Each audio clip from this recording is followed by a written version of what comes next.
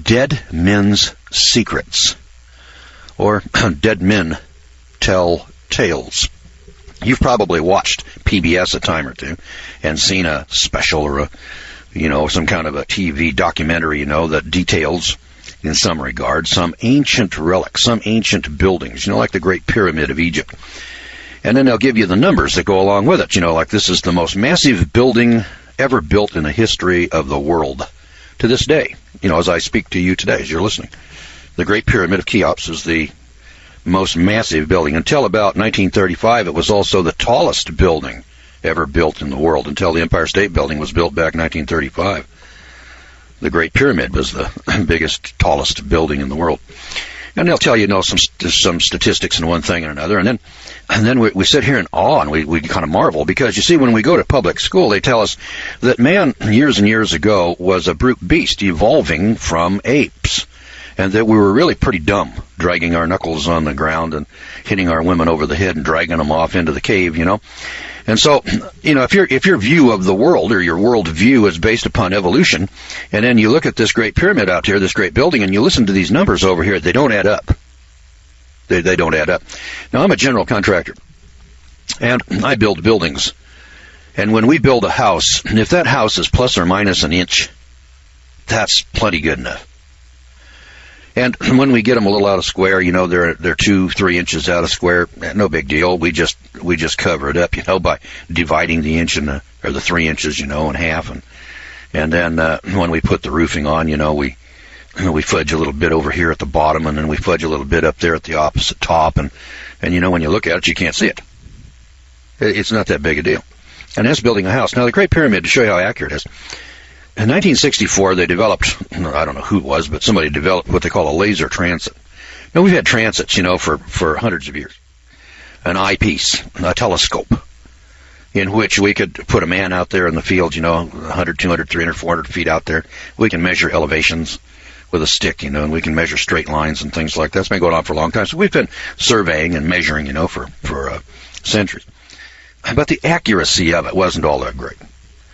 And so we've been making maps, for hundreds of years. But the maps, aren't exactly accurate. And so as time progresses along, we've been getting more accurate maps. And so about 1964, somebody comes up with a new type of transit, and it's called the laser transit, and it's much more accurate, than the old transits. And so as time progresses along, technology improves, and we get more accurate readings. And so somebody went over to the Great Pyramid and they measured it up, and they'll see, well, how square is it? Now, the thing sits on 14 acres. It's not like building a house. I mean, an acre is 43,560 square feet. So if you can remember, that's about 40,000 square feet. If you've got a house that sits on 10,000 square foot lot, that's a quarter of an acre. You're on round numbers. 11,000 square feet would be a little closer. So if your lot's 11,000 square feet, now, that's a quarter of an acre, and then on that house you build a house, and if you can build that house within an inch or two of square, that's pretty good. And this is modern times. Well, the Great Pyramid sits on 14 acres. Let's just take 14 times 4. 14 times 4. That's 56 times bigger than your lot. 56 times bigger. And if your lot, is an eighth of an acre over here, well, then it's about 112 times bigger. And the thing measures corner to corner on all four corners within 1/2 inch of absolute square. 1/2 inch on 14 acres. Now, like I said, I'm an old-timey general contractor, and I look at that and I say, my God, I couldn't build a house that close. I couldn't build a house on your lot to plus or minus 1/2 inch. Now, it could be done. I mean, if we wanted to spend the time, effort, energy, and the money, we could build a house plumb. I don't know that you could build it out of wood and make it plumb, but I think we probably, if we put our minds to it, we could probably do that out of some other material. Now, the reason I say that that's really a spectacular concept is because when I went to school, they told us that in ancient times, these people, they didn't have pulleys. They didn't have Caterpillar tractors. They didn't have the wheel. They didn't have transits. there was a company back in 1964 also that said that if they were going to build the Great Pyramid, that they could build the Great Pyramid, duplicate it the way it is, and they could mine the block from 2,500 miles away, ship it by rail and barge and boat, build the thing, and put the capstone on it. Now, that pyramid's sitting up there now without any capstone.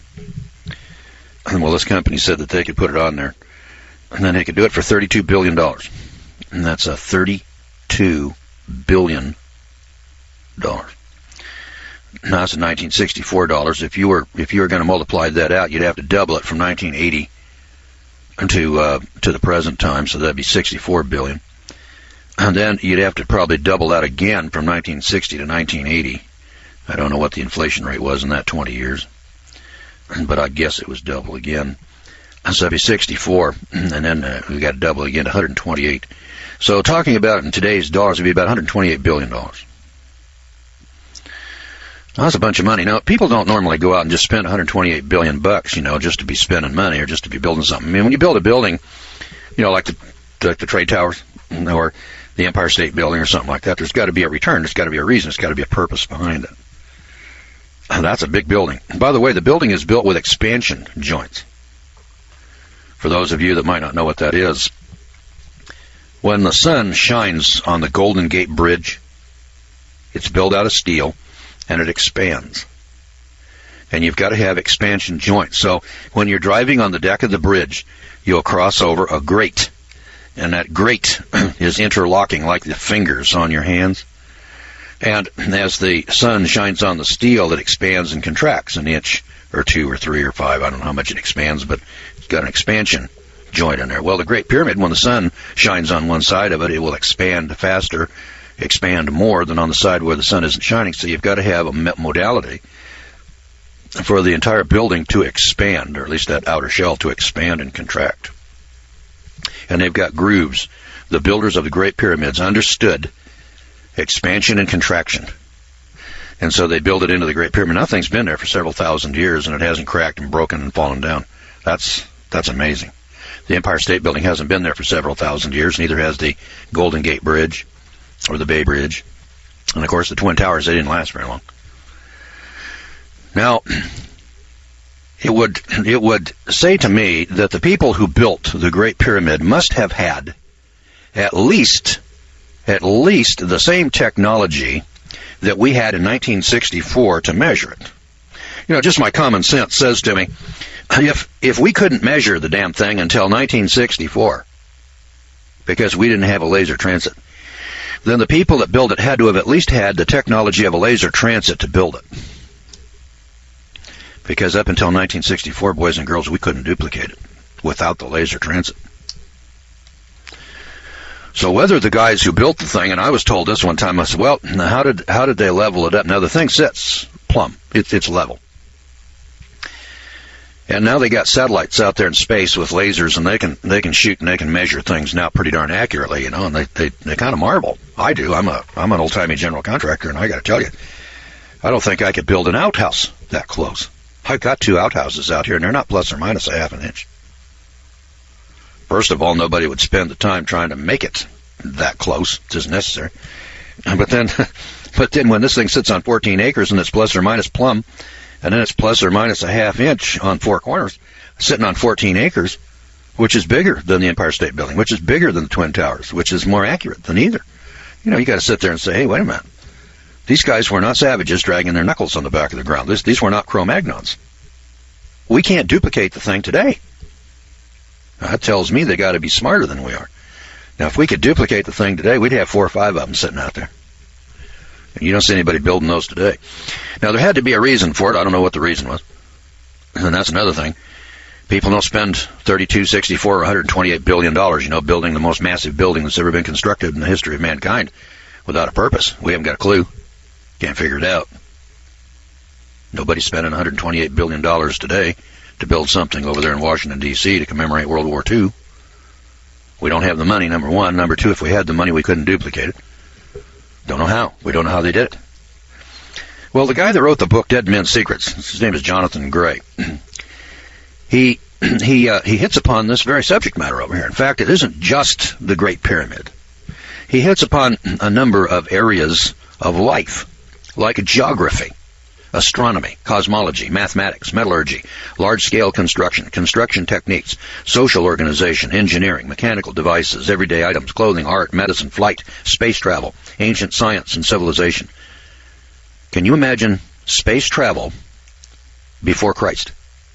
Ancient science before Christ, civilization before Christ, flight, medicine, art, and clothing before Christ, equal to or superior to anything that we have today. Now, right away, somebody says, well, if that were true, we would have heard about it from archaeology. You would? You would? Excuse me.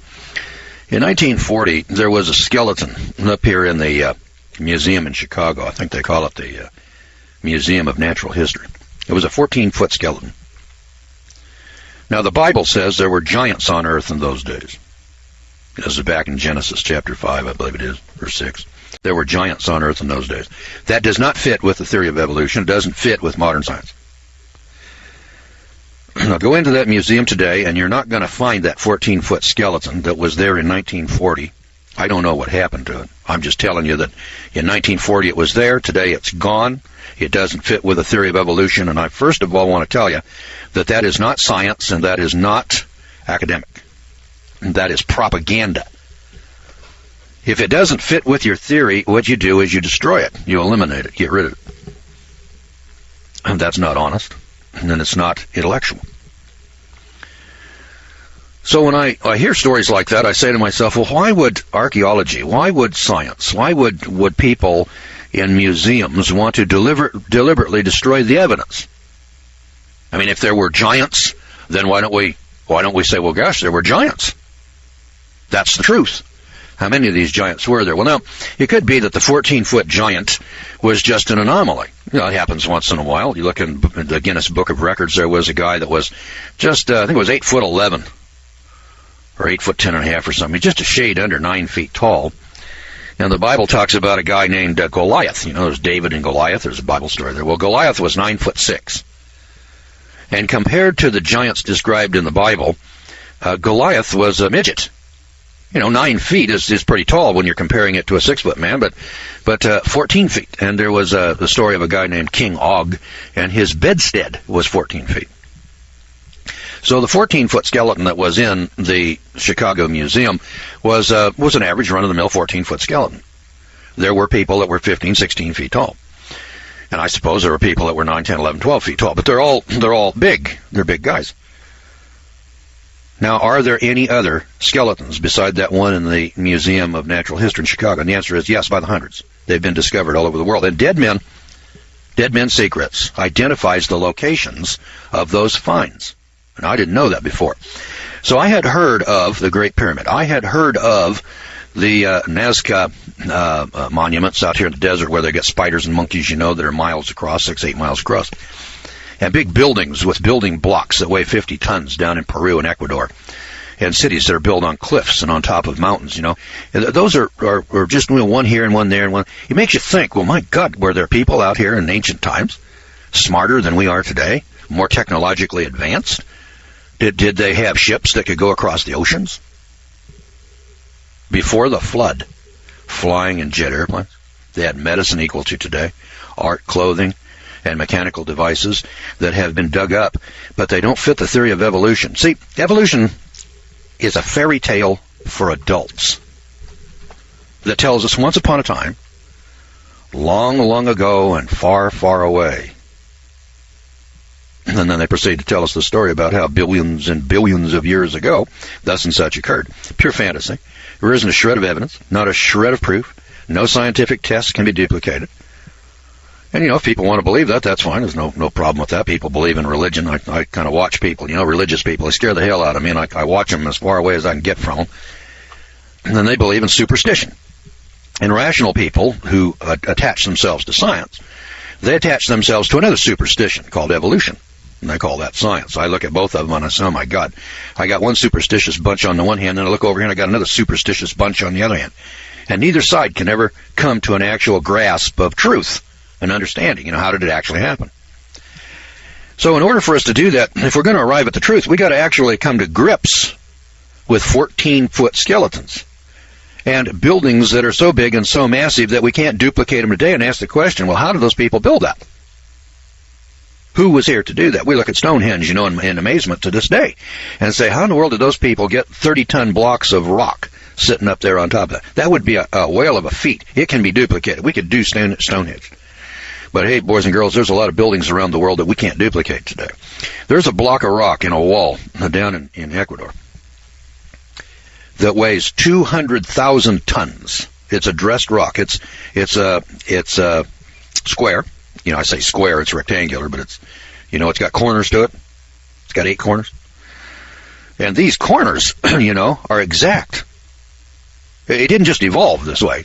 If you're out here walking around, and you see a block of rock over here and this thing is square, and you measure it up and it's got the same measurements all around it, you can be pretty sure that some intelligence over here squared that thing up. Here's the crazy part of it.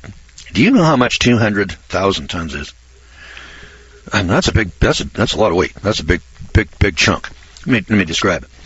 The Titanic, that big ship, the Titanic, and the Queen Mary, these big merchant ships.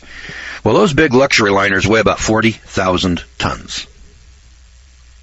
40,000 tons. All right, now let's pull the Queen Mary into a shipyard, and let's just stick it under a couple of cranes, and let's just pick it up and set it on the ground. Do you think that there's any place in the world that there's a crane big enough to pick up a ship like the Queen Mary? Well, I'm here to tell you that there isn't. So when they want to work on a ship that big, what they have to do is run it into what they call a dry dock. That's a big hole in the ground that they can flood with water. They can float the thing in, and then they let the water out of it, and the thing settles down on the bottom, and then they can go in there and then go to work on it. So when we want to work on a ship, we have to put it in a dry dock. You can't pick it up. Now, there are places that have cranes that pick up fishing boats and just pick them up out of the water and stick them over here on the ground, and then they work on them, and then they pick them up off the ground, and they set them back in the water. Fishing boats and things like that. Now, let's go down here. I told you there's a rock here that's now 200,000 tons.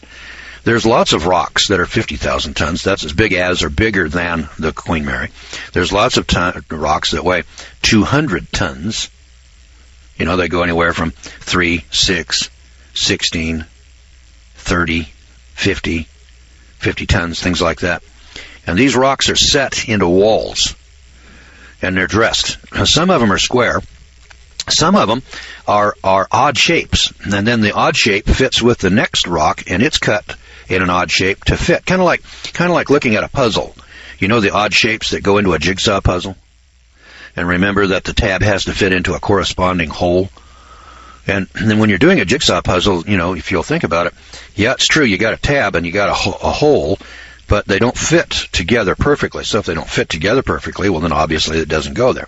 All right, well, these rocks are built like a jigsaw puzzle. They're so close together you can't stick a knife blade between them. So they were cut. There isn't any technology today that can cut rock irregularly and then put them together. None. Doesn't exist. And yet there they are. Now, those people that did that were smarter than we are today. They had a greater technology than we have today. And the Bible talks about that, and the Bible talks about space flight. The Bible talks about flight. And yet your preacher doesn't talk about that because if he did, he wouldn't last long as your preacher. Because he subscribes to evolutionary philosophy, and he doesn't tell you everything that's in the Bible. And unless you read it for yourself, you wouldn't know that. And most religious people don't read the Bible. They haven't got a clue. So atheists and agnostics and evolutionists, they don't read the Bible because they don't want to. The religious guys, they don't read the Bible because I'm not sure that they're capable. I mean, everybody's got one, but they don't read it. And if they read it, they don't believe what it says. I mean, time and time again, you take a look at people's actions, in life. People don't practice Exodus chapter 12. Jesus asked the question. He said, well, why do you people call me Lord, Lord, and do not the things which I say? That's because they've got a different God. They've got a different religion. They've got a different program over here that they follow. They don't follow the Scripture. Well, anyway, Jonathan Gray over here writes a book called Dead Men's Secrets. And I want to tell you a little story here, pertinently. William Prescott, the great archaeologist, reminds us that a nation may pass away and leave only the memory of its existence, but the stories of science that it has gathered up will endure forever. You see, folklore is a fossil of history. It preserves history in the guise of colorful tales. Far from being a collection of fables, it is a recital of actual past events, even though from generation to generation some facts have become distorted or forgotten. Professor I.A. Efremov of the Soviet Union cautions that historians must pay more respect to ancient traditions and folklore, and he accuses Western science of snobbishness in rejecting the tales of the common people. We must face it, legends are usually based on hardcore fact. Take the legend of Troy, for instance. No scholar ever took the Iliad or the Odyssey of Homer as history. But Schliemann, putting faith in it, discovered the mythical city of Troy. The Iliad spoke of a cup decorated with doves, which Odysseus used. In a shaft, Schliemann found the 3,600-year-old cup. Herodias told a fabulous story of a distant country where griffins guarded a golden treasure. This land, Altai or Kim-Shan, has now been found, together with ancient gold mines and decorations from a high culture, prominently display the griffin. This vague myth is now seen to be a fact. Mexican Indian legends spoke of a sacred well of sacrifice into which maidens and jewelry were hurled. Historians dismiss this as a mere tale, until the well at Chichen Itza was discovered in the 19th century. Now, more than any document, the Bible has been assailed as a collection of fanciful myths.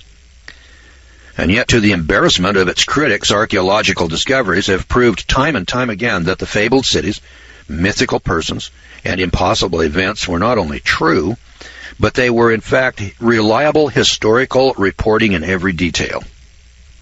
And indeed, the Bible can now be regarded as the most accurate and the most trustworthy source of history that we possess. All right, so these legends are usually based upon hardcore fact. Now, our ancestral memory of the golden era. If we were to credit the collective testimony of all ancient races, man's early history was truly an incredible history.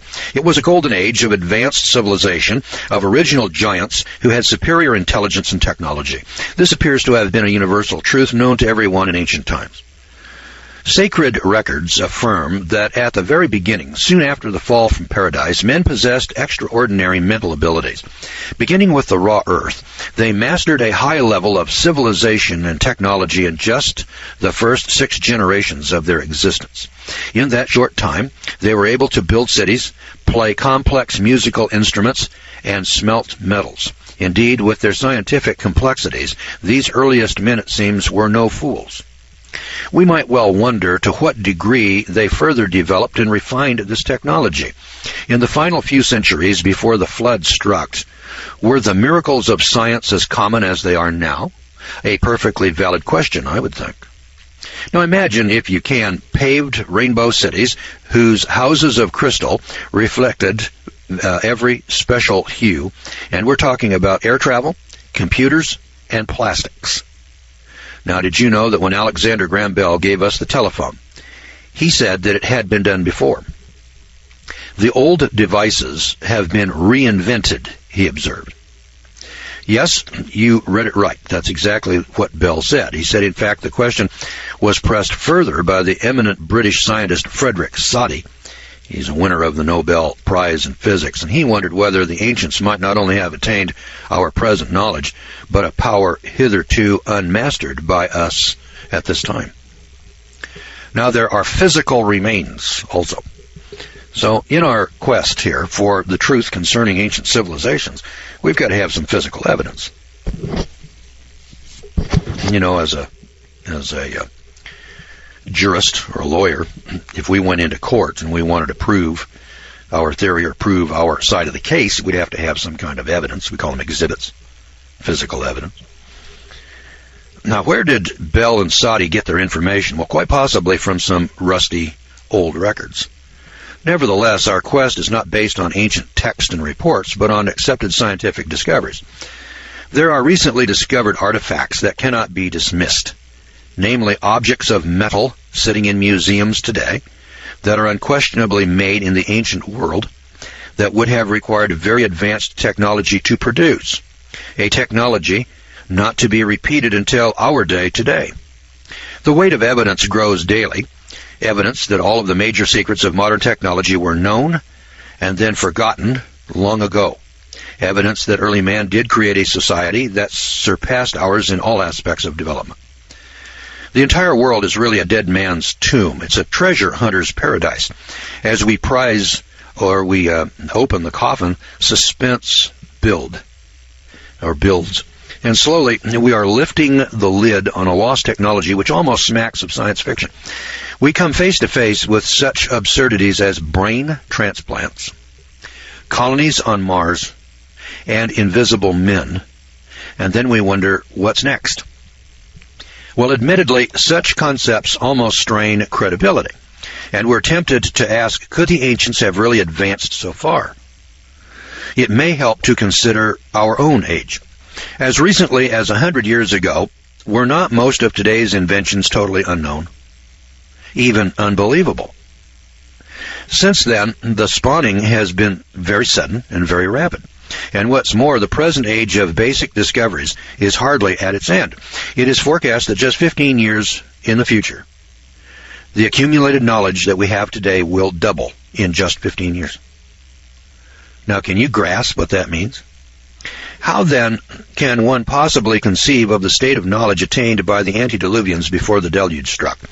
Let me ask you this question. Think about this for a second. In the Bible, it tells us that they were artificers in brass and iron in Genesis chapter 4. An artificer in brass and iron. Let's go back to Columbus. No, we look back 500 years and we say, well, that's the Middle Ages, and technology wasn't as advanced as it is today, but we had ships. And we had metallurgy, we had swords, and they had some cannons, they had guns, they knew about gunpowder. Well, in Columbus's day, in 1500, they were still casting cannon in sand. A turret lathe had not been invented yet.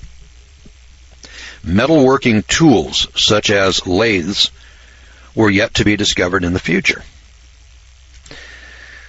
Now, if we were casting cannon in sand 500 years ago, and within 500 years, we're putting men on the moon, if in Genesis 4 they already had advanced metallurgy, that is, the mixing of metals together, which is advanced beyond casting cannon in sand, couldn't they do the same thing in 500 years? Now, the amount of time from Adam and Eve until the flood was 1,656 years. So if in the first 1,100 years, they were able to reach metallurgy, then they had 556 years left with which to duplicate the technology that we have today. Now, there's an obscure scripture here in the Bible. I thought I'd point this one out. It's in Deuteronomy chapter 30. That anticipates space travel. I looked at this some years back, and I kind of marveled, and I said, why would God even put such a thing in there unless he was already familiar with? In verse 4 it says, if any of yours be driven out unto the outmost parts of heaven, from thence will the Lord your God gather you, and from thence shall he fetch you. How far out into the heavens has man traveled that he has been lost on other planets or on other moons, like, say, our moon or Mars? I don't know. It never entered our vocabulary until the last 50 years. It's been in my lifetime. You know, when I was a kid, we used to read the comics, and there was a guy by the name of Flash Gordon. That was science fiction. That was in the 1950s. Nobody ever thought that anybody was going to travel to the moon, or build a space station, or put satellites up in the air with which we could bounce radio waves off of and telephone calls. Never occurred to anybody. We had Dick Tracy with a watch, a two-way communication watch. Today we all have cell phones. Dick Tracy, science fiction, 1950. He's got a two-way wrist radio. Today everybody's got a cell phone talking with people anywhere in the world. Now, we did that in the last 50 years or so. And notice that the technology that we have here today, in the world today, just take a look around you. Computers, automobiles, airplanes, jet airplanes. We didn't have that 100 years ago. Go back 200 years. Look what has been accomplished over the past 200 years, and ask yourself, if these people were already advanced in metallurgy, prior to, this is BC, this is way before the flood, for crying out loud. This is before Noah's Ark. Now I know, you go to the movies and you look at the movie, Noah's Ark, or you look at the movies that are produced by Cecil B. DeMille, in Egyptian times, and we say, hey, these people are barbarians. They're ancient. They don't have technology. They're building pyramids that we can't duplicate today. They're building buildings and monuments that we don't have a technology to do. But they're dragging their knuckles on the ground and hitting their women over the head and dragging them off. That's preposterous poppycock. It's insane. Doesn't add up with the physical evidence. I mean, that pyramid is sitting there, boys and girls, like it or lump it. It's there. We can't build one today. We don't have the money.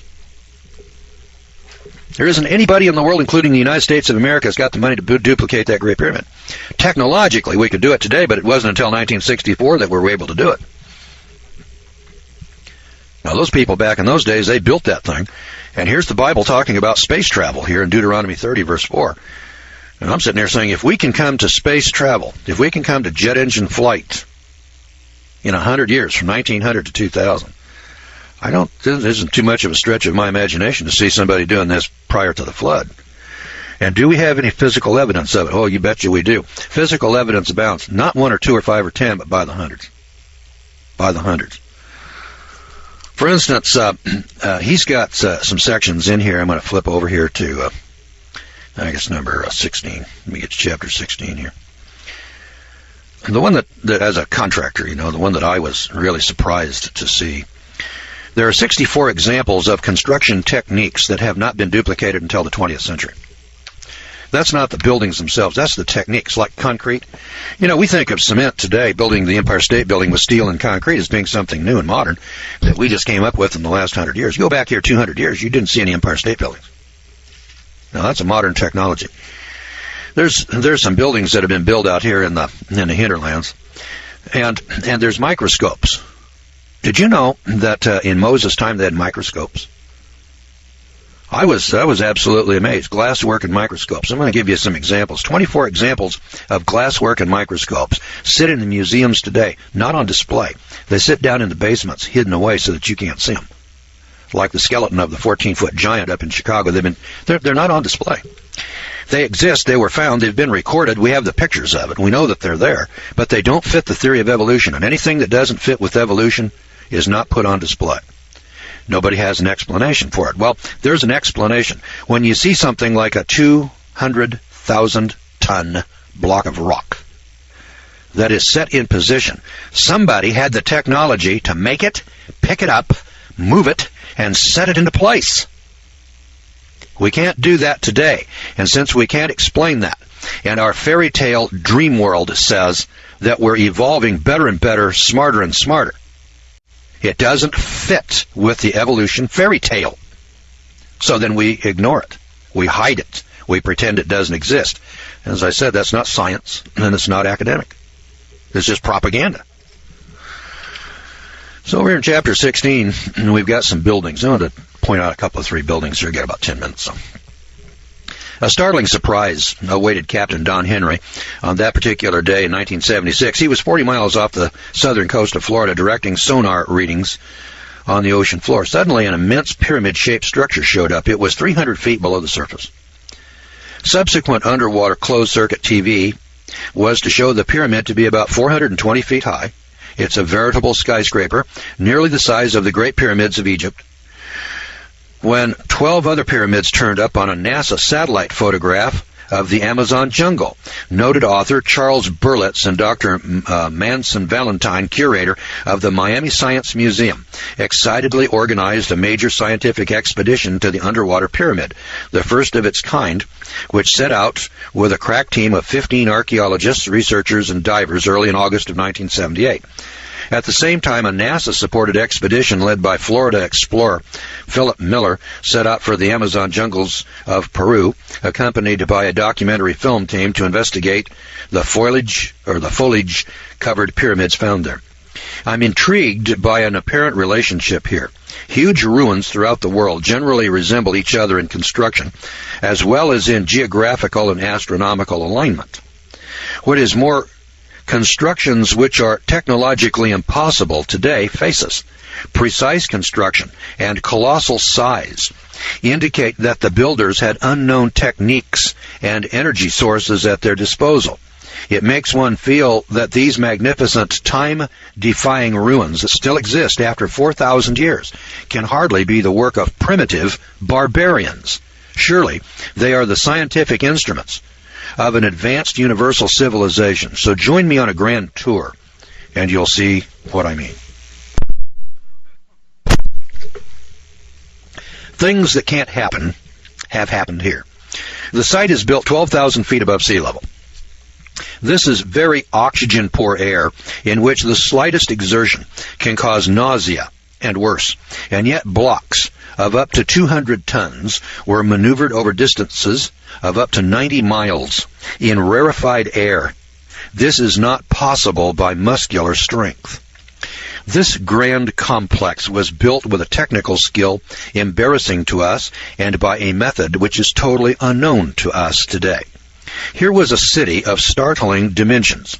Acres and acres lie covered with truncated pyramids, artificial hills, lines of monoliths, platforms, underground rooms, and giant gates which incorporate architecture beyond our technical scope today. Many large gateways were built from a single stone. The Gate of the Sun is the biggest carved monolith in the world. It is a single block of rock, 10 feet high and 6 feet wide. The size of some of the buildings is astonishing.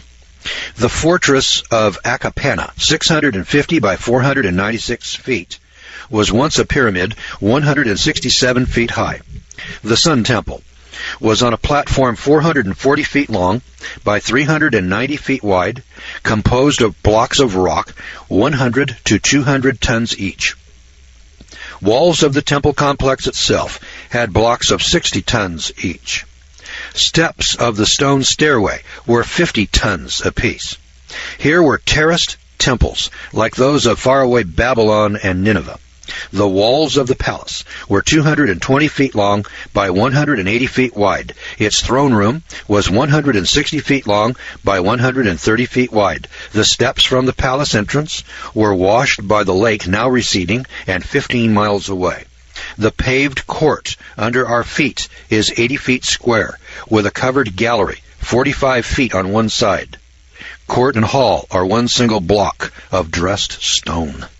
One single block. Building blocks.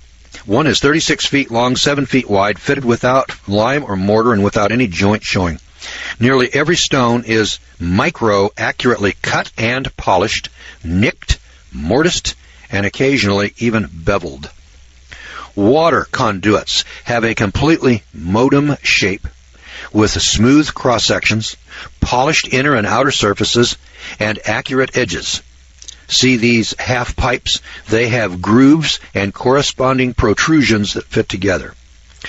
Plundered Spanish invaders stole the interlocking copper or silver keys which secured the stonework from earthquake damage until they had survived for thousands of years. Subsequent earthquakes leveled the structures. As late as the 19th century, there were imposing colonnades to admire, of which sadly there is now no trace. Many of the great buildings were dynamited, and then untold treasures disappeared. One 24-foot statue remains. But the records are there. You see, when the Spanish got there, they made records of it. And then they tore them down, blew them up, to salvage the gold, silver, and the metals, shipped them off to Spain. Here's the point. Here are buildings at 12,000 feet in Bolivia that we could not build today, let alone at 12,000 feet. And we're being told, in our movies and in our books, that these great monuments were built by slave labor, and they were built by hand, without wheels, without pulleys, just by pure muscle. That's preposterous poppycock. You talk about fantasy world. Hey, you talk about fairy tales. That's a fairy tale. But it's better than that. All right, we are reviewing the book called Dead Men's Secrets. So last time I gave you an introduction, and I said, hey, listen, there's some big monuments around the world.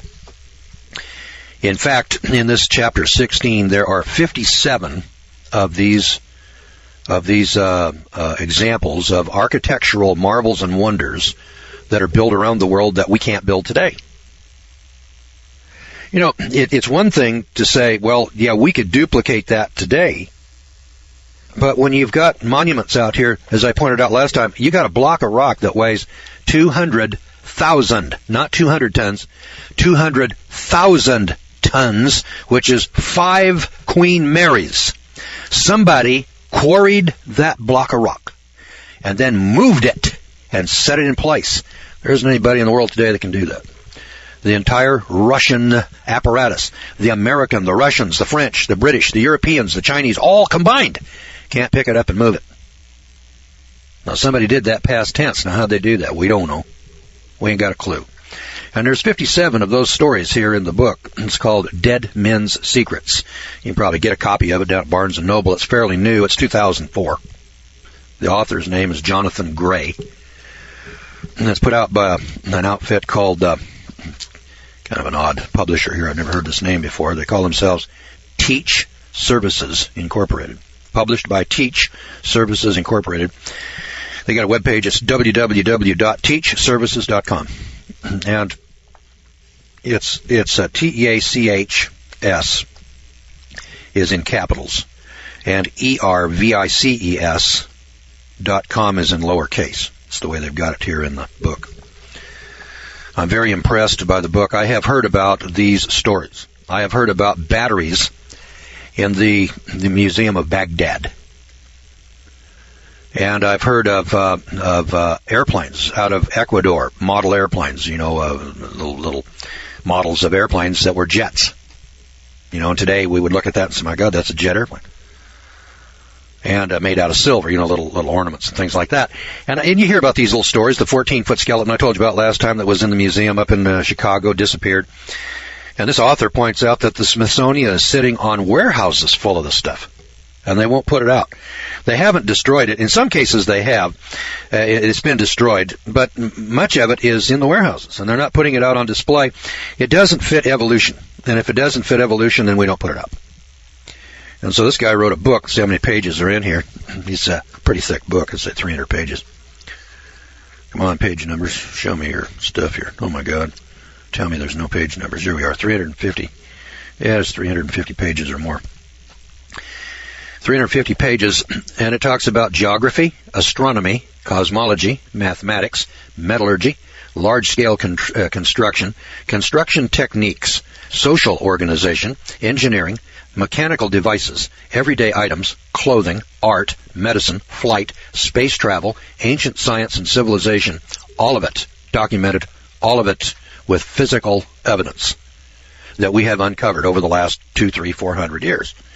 And it's sitting around in warehouses, being carefully hidden, being carefully concealed, but it's all well documented. And he's done a very professional job, footnoted it, showed you the sources. I got to tell you this story. Now, last program I told you about a 12,000-foot elevation here in the Andes Mountains, where they've got this fantastic city over here with the ruins and so on, well documented by the Spanish when they got in there. They blew it up and destroyed most of it. Some of it, I mean, the site's still there. Most of the rocks are still there. They got pictures in the book here of the rocks. The tragedy of it was the destruction that was wrought by the Spanish. They just came in there and just tore it all to hell. Not exactly clear why they tore it all up. They didn't all have gold and silver in it, but much of it did, and they robbed it and stole from it.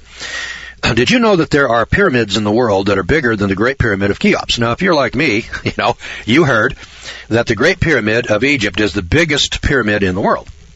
Down in Mexico City, 40 miles out of town, there's a couple of pyramids called the Pyramid of the Sun and the Pyramid of the Moon. I saw those as a kid. I was about 20 years old or so.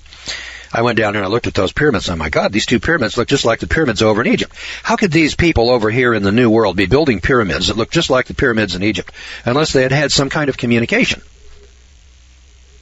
I mean, I can see people building a pyramid, on both sides of the oceans, but you got to have, if they look alike, they got to look different, if they never had any communication. If they look exactly alike, well, then obviously one saw the other and copied it. I don't know who copied what from who, but I'm pointing out that these pyramids are all over the world. It isn't just here in the New World or in the Maya lands or the Aztecs and so on, but hell, these pyramids are in China. They're in Australia. They're in the United States of America. Did you know we got 9 pyramids over here in the United States of America, sitting over in Illinois? I never read about those pyramids here in the United States when I went to school. I never heard a word about them. And one day my wife said, my wife is from Illinois, and she said, have you ever heard of the pyramids in Illinois? I looked at her like, pyramids? She says, yeah, they're about the same size as the Great Pyramid of Cheops in Egypt, and there's 9 of them in Illinois. And I looked at her like, lady, you got to be out of your mind. There's no pyramids in America. If there were, I would have heard about it when I went to school. And she said, well, turn left here. Let's go take a look at one. So we drove out into the countryside. And here's this great big mountain. There are parks. You know, the state of Illinois has a park there. I climbed to the top of one of them. The top of the pyramid, the top of this pyramid in Illinois, is 1/2 acre in size. That's the top. The top is 1/2 acre. It's bigger than your house. It's bigger than your lot. For most of you people out there. I was looking on the computer last night, and we were taking a look at houses in the Los Angeles area, and there's lots, 7,000-foot lot, 8,000-foot lot, 6,000-foot lot. I mean, you people live on pieces of ground that aren't as big as the top of this pyramid. I'm not talking the bottom of the pyramid. I mean the top of it. And then yet sits on acres and acres of land, and it's 400 feet tall, and it's built out of dirt, and somebody packed all that dirt up there. I'm telling you, boys and girls, that if you had to go out here and build that pyramid today, if you called the Caterpillar Tractor Company, you'd have to have a major contracting outfit like Guy F. Atkinson to come out there and build something like that. You know, we look at it and we say, oh, well, just a bunch of Indians with a bunch of baskets carrying dirt stacked it up there. There's no Indian tribes around here ever claimed that they built that thing. It was there when they arrived. That's what they're telling them. Well, anyway, here, listen to this. The tallest building in the world until this century, until the 21st century, and still the most massive structure on Earth, is an ancient pyramid 120 stories high. 120 stories. All right, now the Great Pyramid is 450 feet high. That's 450 times 10 is 4,500 feet. Is that right? No. That's I think the Great Pyramid of Cheops, if I remember, is 450 feet divided by 10. Yeah. That's 45 stories. Now remember, the Twin Towers in New York, the Twin Towers, they're 110 stories tall. Remember that? I think they were 1,100 feet, as I recall, because there's 10 feet to a story, known round numbers. So you got 110 times 10. Yeah, they're 1,100 feet tall. All right. This pyramid is sitting in China today. Today, in China. You know, where they find all these great things every once in a while. Well, it stands on a long, desolate, flat stretch of land 40 miles west of the ancient capital, Xianfu, on an old dirt road, caravan trail, and crosses from Peking, or Beijing they call it today, to the Mediterranean. About 2,000 feet at the base, it rises some 1,200 feet. All right, it's 2,000 feet at the base, and it rises 1,200 feet. 1,200 feet. The Great Pyramid in Egypt, 450 feet. This one rises 1,200 feet. There are actually 7 pyramids, flat-topped, with 3 carved giants resting along the outer edges. The 4 faces of the pyramids are, like so many ancient structures, aligned to the compass points. Traces of color remain on the sides, indicating that colors that were given to each side: east, aqua green; south, red; west, black; north, white; and on the flat tops, traces of yellow. A pair of American adventurers who roamed Asia between the 2 world wars, R.C. Anderson and Frank Shearer, were shown these pyramids, and Anderson visited Egypt's pyramids in 1970 and believed himself to be the only man living to have seen both the Chinese and the Egyptian pyramids. In 1946, a U.S. Army airplane crew rediscovered and photographed these pyramids from the air. Place 26 skyscrapers the size of the Empire State Building, and you have the volume of the largest Shinsi pyramid. All right, you ever hear of that? I hadn't either. So I wanted to tell you. Some skyscrapers, heights, and constructions in China equivalent to 120 stories, Ecuador 60 stories, Egypt 48, Bermuda seabed 42, Italy 35, Iraq 30, Guatemala 23, India 22, Mexico 21, Kampuchea, Kampuchea 20, Arabia 20, and Turkey 20. Now these are all buildings or monuments in China, Ecuador, Egypt, Bermuda, Italy, Iraq, Guatemala, India, Mexico, Kampuchea, wherever that is, I can't tell you. If you want to check me out, Kampuchea, probably some new country in Africa, Arabia, and Turkey, 20-story tall buildings. Hell, we weren't building 20-story buildings until 1900. And they're still here. These structures, by the way, boys and girls, have withstood time for thousands of years. And it's thought that all of these structures are built before Noah's flood and survived the flood. Or they were built right after the flood in the period of time between Noah and the Tower of Babel and up to the time of Abraham, which would have been around 2000 BC. Now, some of these monuments went through the flood, I would guess. They survived the flood. I could be wrong about that. They may have all been built on this side of the flood, every last one of them. But my guess is that some of these things, especially up in the Andes Mountains, unless, of course, they had that technology after the flood and then it was destroyed after the flood, which this guy points out could well be the case. Now, this is the section on construction, large-scale construction. There's another section in here that's called construction techniques. It's chapter 17. There's 64 examples of construction techniques. He starts off by saying, it is a human impossibility, gasped Hyatt Verrill.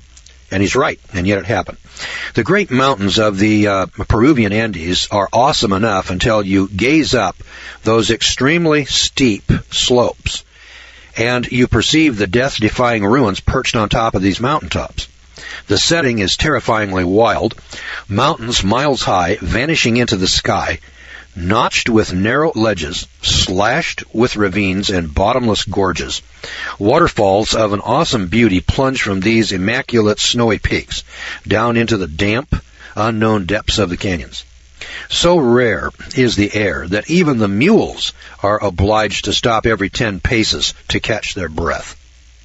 Here at the frontiers of the impossible, a vanished civilization set gems in stone, astonishing and astoundingly assembled polygonal walls suspended over the abyss.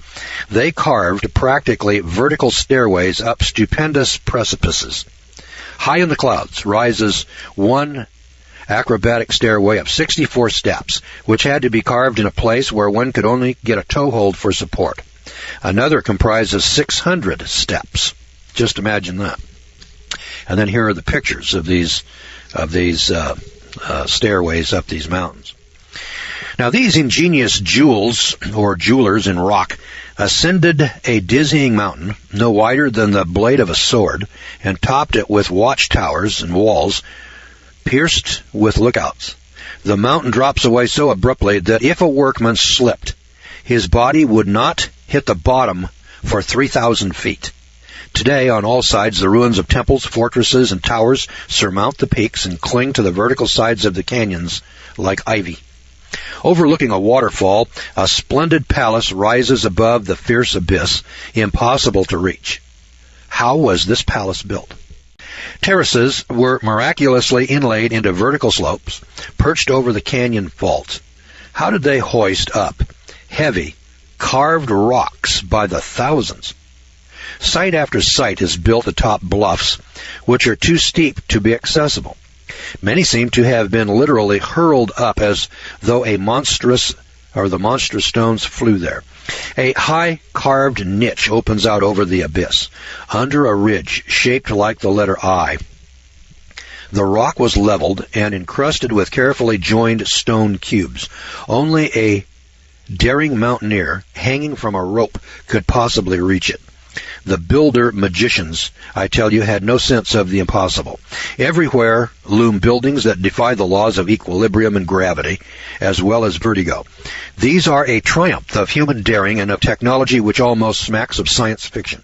And would you believe it? Sometimes the enormous blocks were brought from quarries more than 1,000 miles away. Now, boys and girls, let me point this out. You got rock. Now, these aren't the super big rocks. These are rocks, of 10, 3, 6, 9, 10 tons. little rocks, about the size of the rocks that went into the Great Pyramid, the blocks of rock. But they're raised up on mountains, steep mountains, that are up around 10 to 12,000 feet in the Andes Mountains, where the air is so thin that the mules have to stop about every 10 paces to catch their breath. Now, how the hell do you build stuff like that up there in those mountains? It isn't being built by muscle labor. It's being built by some kind of machines and mechanical labor. Now, many are covered with intricate carvings. No man alive could duplicate such carvings with the stone tools that we find. As Hyatt Verrell remarks, it is not a question of skill, patience, and time. It is a human impossibility. I mean, we're just taking a look at it, boys and girls. It's there. Like it or lump it.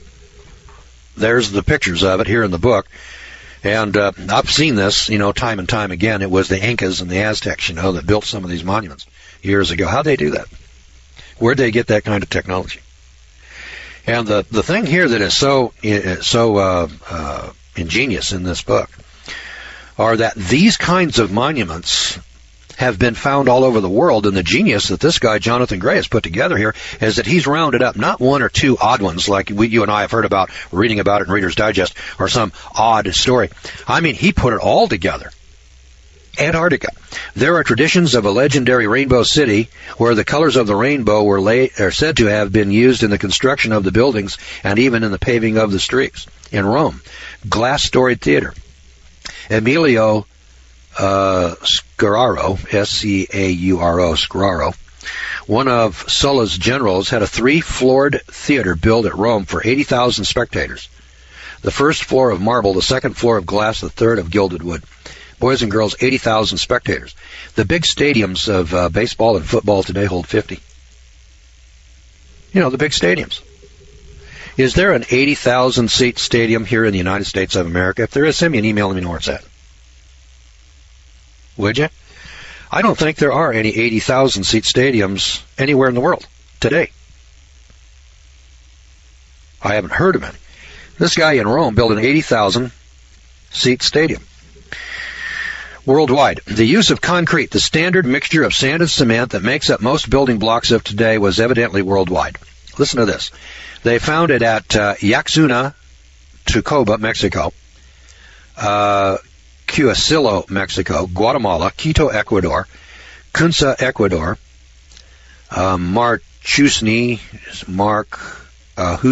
Peru, Santa Cruz, Bolivia, Pompeii, Italy, Tourette-sur-Loup, France, Cohard, France, Crete, Sterveco, Yugoslavia, Egypt, Northwest China, Western Australia, Arkansas in the USA, Tennessee in the USA, and New Mexico in the USA are all sites where we have found ancient monuments or buildings made with cement that we didn't discover and use here in the modern world until the last 2 centuries.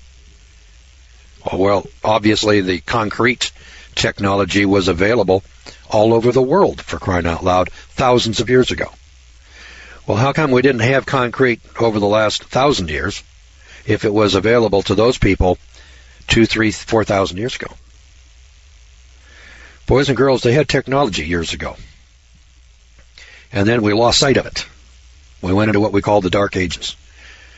And then Julius Caesar went into Alexandria and destroyed 1 million volumes in the Alexandria Library. And the Romans, have been called the great builders, the great civilization.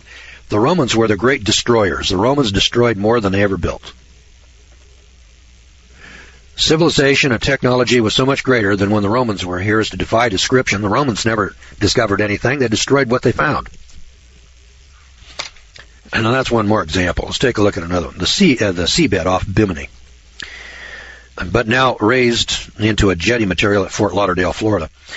Perfectly drilled 5-pointed star holes with sharply defined tips cut right through 12-foot-long blocks of granite. Other huge 1/2 to 6-inch diameter round holes perfectly drilled through 12-foot thick blocks of rock. Granite, one of the most abrasive stones, wears expensive diamond drill bits down to nothing very quickly. Okay, kids. And they took it off the seabed off Bimini. It's now sitting in the jetty material at Fort Lauderdale, Florida. Perfectly drilled, 5-pointed star holes with sharply defined tips, cut right through 12-foot-long blocks of granite. Another huge 1/2 to 6-inch diameter round holes perfectly drilled through 12-foot thick blocks. Hey kids, we ain't had that technology over the past 100 years. Where'd those people get it thousands of years ago? 200 years, 500 years, 1,000, 2,000 years ago. Where'd it come from?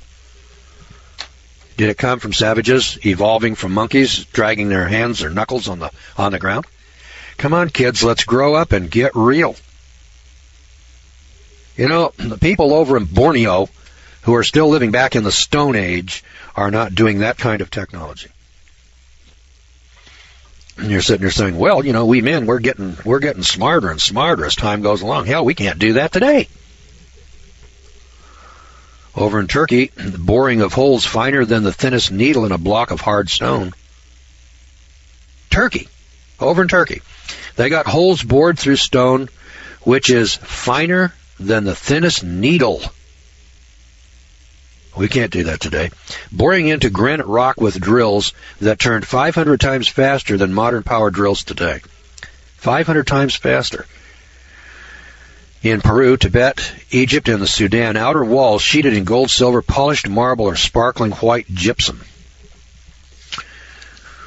Granite building blocks, smoothly polished like glass. Practically all buildings of antiquity have been stripped of their outer shiny surfaces, so that today we see only the raw stonework. In Syria, Babylon, Mexico, Samaria, plaster-coated surfaces.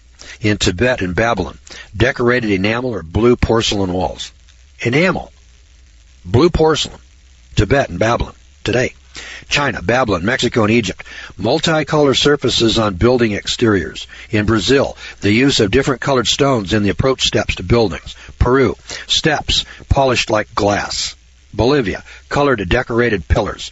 Greece and Peru, hydraulic gates opened by means of a complicated jet of water. In Crete, Etruscans in Italy, hydraulic lifts. Essential to the support of highly technological society must have been the use of massive water storage dams of modern strength. The enigma was, vestiges of these appeared not to exist. As I sought for evidence, the question kept emerging. Had river rampages obliterated all traces? Recently, one solution to this mystery fell open in quite a bizarre manner. Arkansas. Carpet rock, an acre or so in size, which recently split off the Petite Jean mountainside, has a curved grid of ironwork running all through it that gives it the carpet appearance. Examination, however, shows it to be reinforced concrete with the steel gridwork still intact and little rusted, surprisingly, until you realize that it was sealed from oxidation until splitting off the cliff only recently.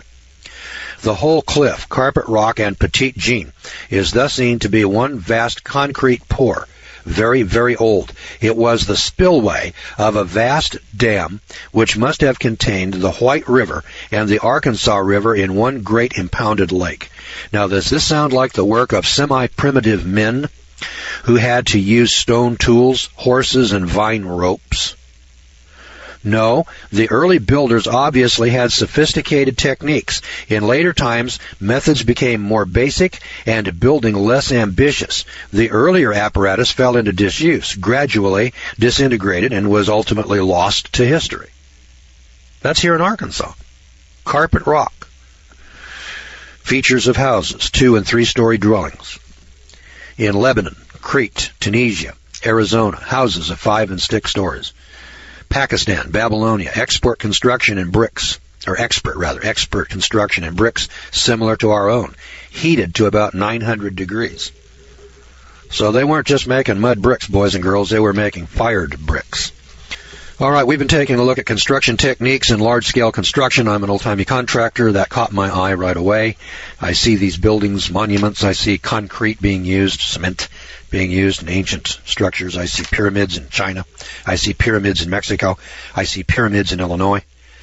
There are pyramids all over the world.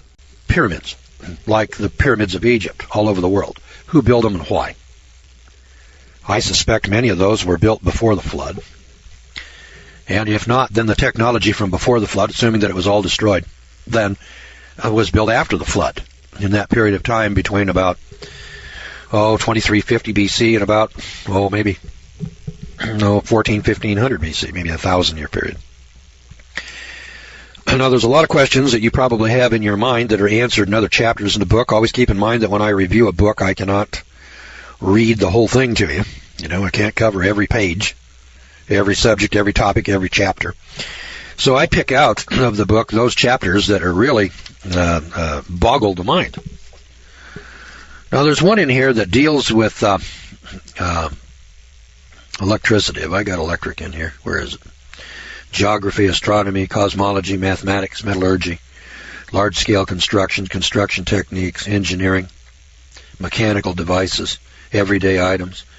There's a chapter in here that deals with electricity, and I can't put my finger on it. So I'm not going to spend the time looking for it right now. How about microscopes? Microscope. Did Moses have a microscope? Now, we know that Galileo discovered the telescope, sometime in the 1500s. And then from that, somebody got smart and they said, well, if we can see out to the moon, can we see something a little bit smaller? And then we polished glass. And then we made the glass convex and concave. And as time progressed, we finally came up with microscopes. Well, listen to this story. It's chapter 15. Glasswork. Microscope on a sexy spider. Leaping lizards. What do you make of that? Shall we bank for another run? The Peruvian flyers could scarcely believe their eyes. Spread out below all over the desolate Nazca Plateau was a mass of geometric patterns and giant pictures of birds, animals, and people as far as the eye could see.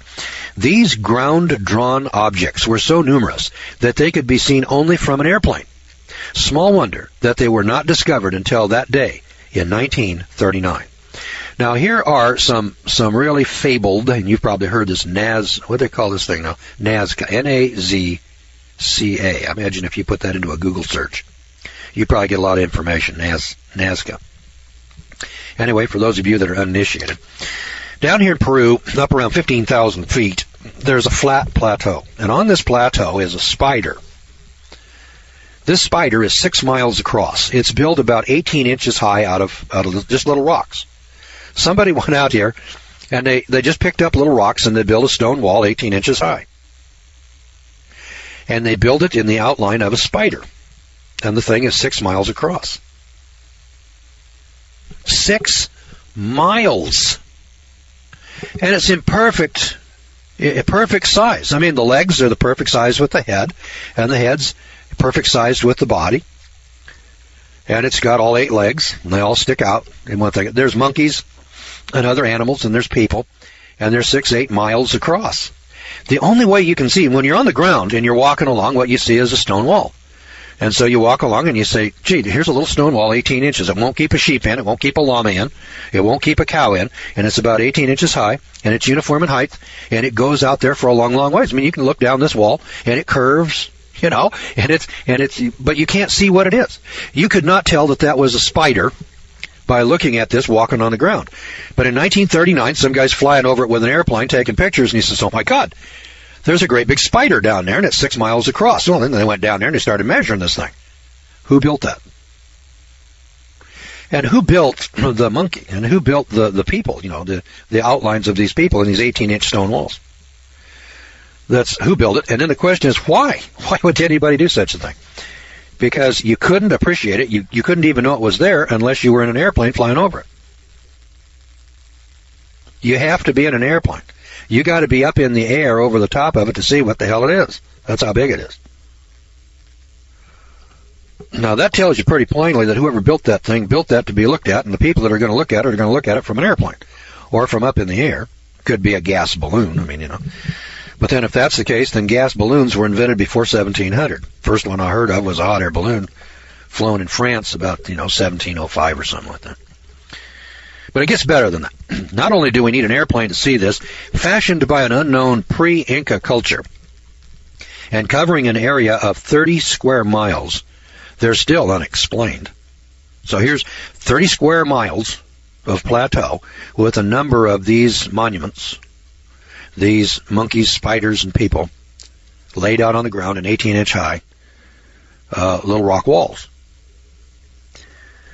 We have no idea, working from the ground, anybody could execute such figures in perfect proportion.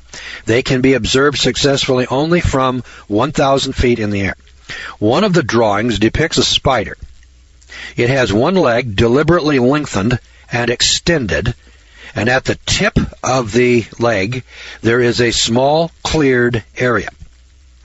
Now there's only one spider known who uses the tip of its third leg in this precise manner shown in the drawing in this 6-mile-long rock wall spider. It's called the Riccinuli. It's spelled R-I-C-I-N-U-L-E-I. Riccinuli. That's the way I'm pronouncing it. It inhabits caves deep in the Amazon jungle. This spider is recognized by scientists for its unique method of copulation, for which it uses that extended leg in the described manner that's in this spider at Nazca Plateau in Peru. It is an extremely rare species of spider. Now, for the incredible part. This spider's mode of reproduction can be only observed by the aid of a microscope. Boys and girls, let's stop and think about this for a minute. Up here on top of this plateau is this huge spider, 6 miles across.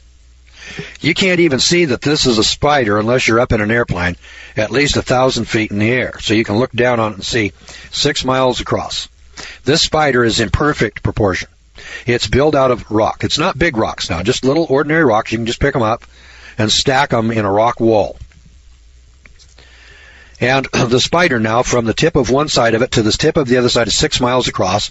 And then from the other side to the other side, it's about 4 miles across. It's wider than it is, it's longer than it is wide. So it's 4 by 6 miles. You've got to be in an airplane to see it. The third leg is extended in a way that only this rare spider extends its leg. This leg is used in copulation, in reproduction.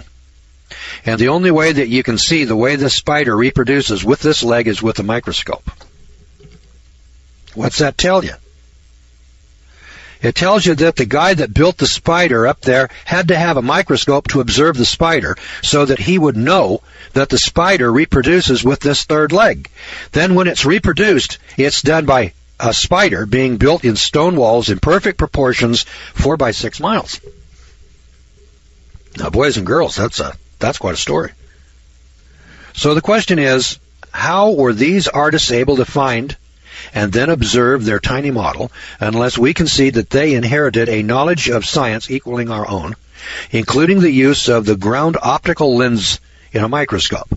Turning therefore to glass work, we find ourselves treated to more surprises from the ancient world. And yet nothing is incredible any longer. The word impossible should have become literally impossible for us.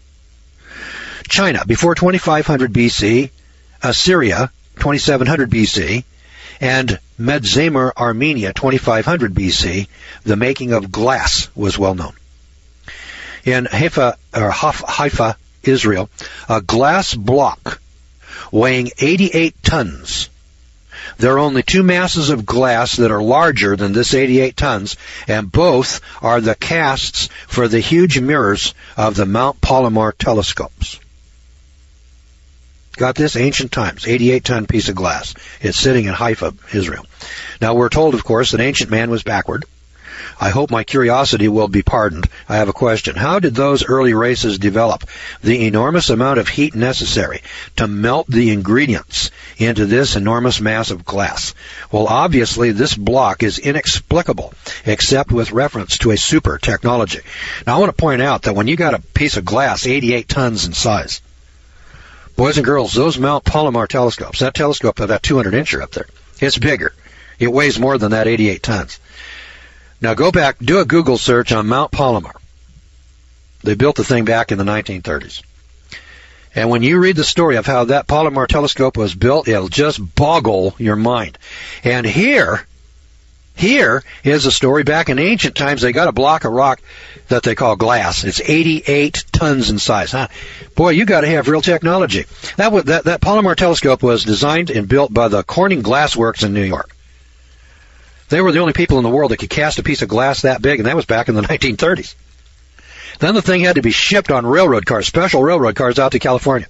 Then they had to move it from the railroad cars in Los Angeles up to the top of this mountain. I mean, it's a story that just boggles your mind. It was a hell of a feat back in the 1930s. And here we got the same thing going on thousands of years ago. But they didn't have railroads, and they didn't have trucks, they didn't have gas engines, they didn't have furnaces. Way back there, they were dragging their knuckles on the ground, hitting their old lady over the head and dragging her off by the hair. That's what we're told in school. Come on. What we're dealing with here in modern times is a fairy tale, like the Land of Oz for adults. Evolution is a fairy tale for adults, and they tell us long, long ago and far, far away. What a bunch of horse pucky. Now, the book again is called Dead Men's Secrets. The author is Jonathan Gray. I'm not sure you'll find this book in a used bookstore. It's pretty new. It's published in 2004. I think if you went to Barnes & Noble, they'd probably get you a copy of it. Dead Men's Secrets. I don't know where this came from. I've got books stacked up here in my office that are here for review. I probably have 30 stacked up here now. I picked this book up the other day. I couldn't set it down. I never saw anything like it. Now, I've heard these stories. I've heard of that Nazca Plateau. I probably read about it in Discover Magazine or maybe Reader's Digest, or something like that. And then, you read these odd stories, and then you say, God, that's really amazing. And then, you don't hear any more about it. Over a course of a lifetime, you probably can think of 10 or 15 of those. This guy, Gray, has them in here by the hundreds. There's one section in here that has 103 examples. On construction, there's chapter 15 and 16. One of them's 57. And the other one is something else. I've forgotten exactly. Yeah, here it is. There's 57 examples of skyscraper height, huge constructions, and etc. And then there's 64 examples of construction techniques that are modern. Techniques like concrete that I told you about.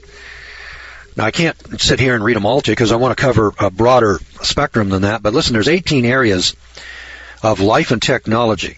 Like sailing around the world. Columbus discovered America back in 1492, and we say, hey, he was the first guy to get over here. I've mentioned this in the past. That's poppycock. Poppycock. When Columbus got here, there were people here, for crying out loud. To say Columbus discovered America is nonsense. When he got here, the continent was people. There were people everywhere. So obviously those people got over here somehow. So the archaeologists come along and say, well, yeah, they did, see, but there was this land bridge between Siberia and Alaska. And they came across that land bridge. Well, that's probably true. There probably was a land bridge there at one time. And people probably came across it. But there were ships. And these people knew about ships. And there are examples of ships. Now, of course, now we got this fairy tale, Columbus discovered America. And a guy by the name of Barry Fell, I reviewed his book here, it was called America BC, shows that there are Egyptian ships and Roman ships that are sunk off the coast of New England here in the United States. And coins from those ships wash up on the beach. Then they go out in the water with scuba gear and they find these ships sunk. And then they go down in the ship and they find coins. And these coins have dates. And these dates are 300 AD or 300 BC. Now, how long do coins last? Reach in your pocket and pull out some coins and look at the dates on the coins. Men have been making coins for thousands of years, and these coins have dates on them. What's the oldest date that you can remember in your pocket? Do you have any coins 100 years old? And the answer is no. Coins don't last for 100 years. They last for about 20, 30, 40, 50. So we put a date of 100 years on a coin. When you find a coin that's dated to 328 AD with an emperor of Rome's picture on the face, then you know that it was within 100 years of that date. And when you find lots of coins with lots of different dates, you can just about date within 100 years as to when that ship sank. That's the bottom line. We got ships all over America. We've got coins from Phoenicia and Egypt and Syria and Babylon all over America that have been found and dug up here. Somebody says, well, some guy brought it over here and then lost it. Oh, okay. And that happened hundreds and hundreds and thousands of times. And they're all lost. Now, if you believe that, you can believe in the Wizard of Oz. You can believe in long, long ago and far, far away. But that's not where reality is located, kids. All right, now let me give you the name again. It's Dead Men's Secrets. Jonathan Gray, www.teachservices.com. Probably get it at Barnes & Noble. If you can't, then go to this website. And it's Brave New Bookstore. BraveNewBookstore.com. They're in Austin, Texas. And they'll get it for you. Tell them what you want, and then they'll go find it. This isn't an underground book. It's out here in the public domain, I imagine, from Barnes & Noble, Amazon.com, or somebody like that. Go down to your local bookstore. If you're looking for Dead Men's Secrets, Jonathan Gray. This is a 1 in 100 book. I've been around for pushing 70 years, and I've never seen another book like it. This is the only one. I've read these stories before, one here and one there. I never saw a guy that put hundreds of these stories together and compiled them all. And that's the value of this story. Hey, I'm out of time again, kids. We've got to leave it right there. So let me remind you that you've been listening to the Law Hour, an editorial review sponsored by the Gordon Law School of Isabella, Missouri. The Law Hour is heard 7 days a week here in the United States, worldwide, over the Internet daily. Now, the Law School conducts a homeschooling program for adults on compact disc. If you'd like more information, please go to the homeschooling page on our website at georgegordon.org. Again, that's georgegordon.org. And the Law School offers a free 4-hour introductory CD package. Be sure to get yours.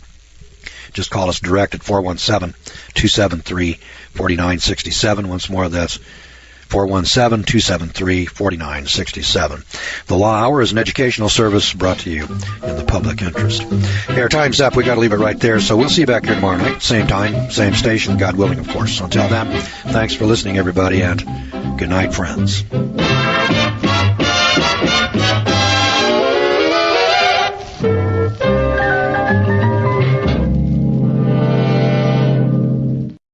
All right, we're reviewing a book called Dead Men's Secret. I rate this book at a 1 in 100. You won't see another book like this. At least I haven't. I'm an old man. I have seen many of the stories contained in this book separately, one at a time, in various publications. But there are 969 records in this book that cover things like ancient technology in glasswork and microscopes, geography, astronomy, cosmology, mathematics, metallurgy, large-scale construction, construction techniques, social organization, engineering, mechanical devices, everyday items, clothing, art, medicine, flight, space travel, ancient science, civilization, electricity, weaponry. 969 records that are being systematically hidden, that are being systematically kept secret. And of course the question arises, why? If you're an archaeologist and you're out digging around in the ruins and you come up with a battery, don't you think that you ought to put that on display and say, my God, the civilization had electricity? If you're digging around in the rubble and you pull up something that's metallic and you test it and you say, my God, these people had metallurgy, don't you think we should put that on display in a museum and say, look at this. We were digging around in Babylon, we were digging around in Tyre or Sidon, we were digging around in Egypt, and look what we found. That would indicate that we had an advanced technology. Now, it would also do something politically. It would destroy the theory of evolution, which is a political ideology. It's a fairy tale for adults that we've all been subjected to, which has nothing to do with truth, honesty, or academics. It's a political ideology which is used to keep us enslaved mentally to ideas, political ideas and concepts that are absolutely false.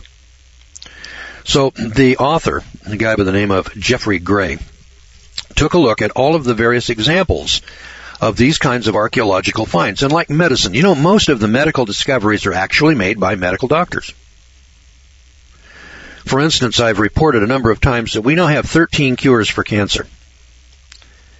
We use 3 out of the 13, cut, burn, and poison. We use those 3. It cures 37% of cancer patients, 63% die.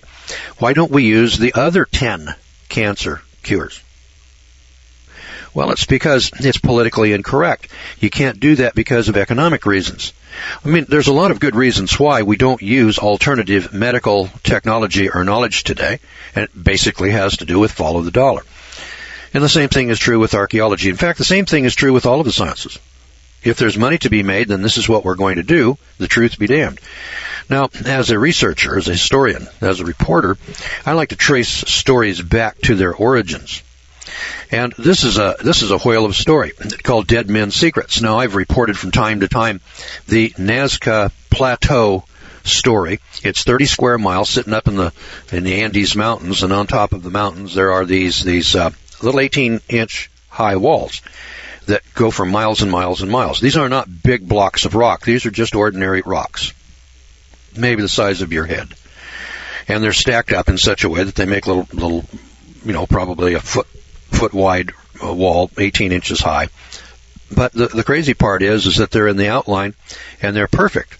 I mean, if you take a look at the head of a spider compared to his body, it's the right proportion. If you take a look at the length of his legs compared to his body and his head, they're the right proportions. And there's a spider up here on top of the Andes Mountains up in this Nazca Plateau. And I reported it to you last time.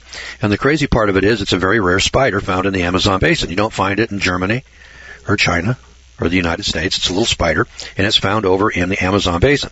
Very rare spider. You don't run across these very often. This spider has a modality of reproduction, which you can't see. It's done with his third leg, and you can't see what he's doing without a microscope. And yet this spider, 6 miles long, 4 miles wide, is sitting up on top of this mountain. You can't even see this spider. You wouldn't know that it was a spider. It's just walls of rock until you get up in an airplane 1,000 feet above the ground, and then you can see, well, it's a spider. And the one over there is a monkey, and the one over there is something else. Now, first of all, you have to have airplanes to appreciate the artwork. Secondly, nobody can figure out why in the world anybody would make such artwork. And third, this rare spider over here with its reproductive technique is clearly outlined in the extended third leg, which ends in a void. So the artist, or the civilization, the people, the project manager, whoever it was, picked a spider, put this spider in rock, 4 by 6 miles, put him on top of a 12,000-foot mountain, and had to have had a microscope in order to have seen this reproductive technique, and then reproduce it in the form of this spider sitting here on the earth. Now, that's the story I told you last time, and that's an awesome story. There's 969 more of these stories in this book. That's why I said this is absolutely wild. It sounds like Buck Rogers science fiction, but it is supported by the actual documents or the actual exhibits. Now, I'm on page 259, and I'm looking at chapter 25, which is entitled Electricity, Ruins That Glow in the Night. Electricity. Could there have been electricity in Solomon's day, or in Abraham's day, or in Noah's day, or in the period between Adam and Eve and the flood? And the answer is an absolute and unqualified yes. There are batteries that have been dug up in Baghdad and put in the British Museum of Natural History in London. The first ones were found in 1885 before they even know what the hell a battery was. So the original archaeologists, when they're digging these artifacts up, dug up batteries, couldn't recognize them because they'd never seen one before. So they stuck it in the museum. Then about the 1950s, somebody's poking around in the warehouse and says, oh my God, look at this. This is a battery. Where did this come from? Well, it came from some archaeological dig that Professor so-and-so did back in 1885. Now, you'd think that they would take that artifact and they'd say, oh my God, these people had electricity back here in ancient times. Oh, no, that doesn't fit the theory of evolution. Back in ancient times, men were just emerging, from the Dark Ages. And so because of that, because of this theory of evolution, they buried it. It's in a warehouse. It sits there. It's photographed. And the photographs are here in the book. So it isn't something that's science fiction. It isn't something that's a lie. It's there, but it isn't being reported. And I'm here to ask the question, why not? Why not report the facts? Why not report the truth? If it doesn't fit with our theory, then I guess we have to change our theory. That's the scientific way. It's the scientific principle. Well, now, it may sound astonishing, but it was true. On a trek through the forbidding Mato Grosso region of Brazil in 1925, Colonel P.H. Fawcett was challenged by native reports of mysterious cold lights in some ruined cities of the jungle. Not only that, there existed, it was claimed, a city still living, inhabited, illuminated at night. Could this really be? Might there be some still surviving remnant of a long-lost civilization which was using forgotten knowledge? So Fawcett came out averring that he had glimpsed one of these jungle cities. He re-entered the region to further pursue his passion, but this time he disappeared without a trace. And it's noteworthy that few have ever set foot in this terra prohibita and then returned. It's a lost world. Indeed, it is a land infested with enormous swamp creatures, wild beasts, and wilder men.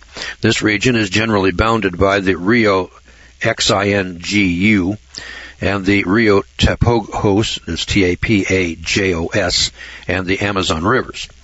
In regard to the supposed jungle lights, I'm somewhat intrigued. The existence of devices which provided lightning at night in ancient times cannot be questioned, because so many classical writers have described them. I was dumbfounded to discover this. Until 1890, we in modern times possessed only candles, torches, and oil lamps, and it is easy to think that this was always the case. However, we must now regard the past use of lightning and electricity as a historical certainty. In the pre-flood era, electricity may have played a vital role in the operation of the Ark of Noah during the Great Flood. Referring to the Ark, two Hebrew words are translated as window in the English Bible. In one reference, in Genesis 8, verse 6, the Hebrew word chalon, C-H-A-L-L-O-N, meaning opening, is used, the window through which Noah released the bird. The outer or the other reference, Genesis 6, verse 16, uses a different word. It's spelled T-S-O-H-A-R, sohar, which is translated as window, but does not mean window or opening at all. Where it is used 22 times in the Old Testament, its meaning is given as a brightness, a brilliance, a light of the noonday sun, referring to something that glistens, glitters, or shines, or a light which has its origins in a shining crystal, according to many Jewish scholars of the traditional school. Now, for centuries, Hebrew tradition has described the sohar as an enormous gem or pearl hung in the ark, which, by some power within itself, illuminated the entire vessel. Now we come to the Sumerian legends. In the preparation of the huge boat, Utu, Methuselah, brought his rays of the sun into the boat in order to give it light. In California, again, regarding that device resembling a spark plug found inside sedimentary stone, examination showed an outer hexagon layer of an unknown substance enveloping a 3/4-inch wide cylinder made of solid porcelain or ceramic. Circling the ceramic cylinder were rings of copper. In the center of the cylinder was a 2-millimeter shaft of bright metal. The shaft was magnetic. The magnetic shaft was corroded at one end, but the other end was affixed to a spring or helix of metal. The finely shaped ceramic and metallic shaft and copper components hint at some form of electrical instrument. This find, like so many others, is not generally publicized. It is considered too disturbing. In India, a high tower over a tomb discharged lightning against anyone who approached, striking them dead. Israel, 1000 BC. The house of Solomon the king was illuminated as by day, for in his wisdom he had made shining pearls, which were like unto the sun, the moon, and the stars in the roof of his house. In France, electrical knowledge was preserved by the secret Hebrew society called the Kabbalah. A dazzling lamp that lighted itself with no oil or wick, a door knocker that shocked unwelcome visitors, a Jewish rabbi named Jekeli, spelled Jechile, pushed a discharge button in his study that sent an electrical current into the iron knocker on his door. In Egypt, a wall carving depicts a scene where attendants seem to be carrying giant light bulbs with interior filaments in the shape of snakes connected to a box or switch with braided cables, and which strongly suggest powerful electric lamps supported by high-tension insulators. The cables are an exact copy of engineering illustrations as currently used. The cable is shown as very heavy and striated, S-T-R-I-A-T-E-D, striated, indicating a bundle of many multi-purpose conductors rather than a single high-voltage cable. In Egypt, in an Isle temple, Isis temple, a lamp burned with neither wind nor water, and which neither wind nor water could extinguish. Until the invention of electric lighting in 1890, we possessed only candles, torches, and oil lamps, light sources which smoked and left sooty deposits on ceilings. Likewise, the Greek and Roman world used torches and oil lamps for illumination. And wherever passageways are still standing between ancient buildings, traces of smoke can be found on the ceilings. How then do we explain the following? In Egypt, no trace of smoke is found in any Egyptian pyramid or in the subterranean tombs of the pharaohs, which are beautifully carved and painted in several colors. Work of this precision and delicacy requires the equivalent of daylight.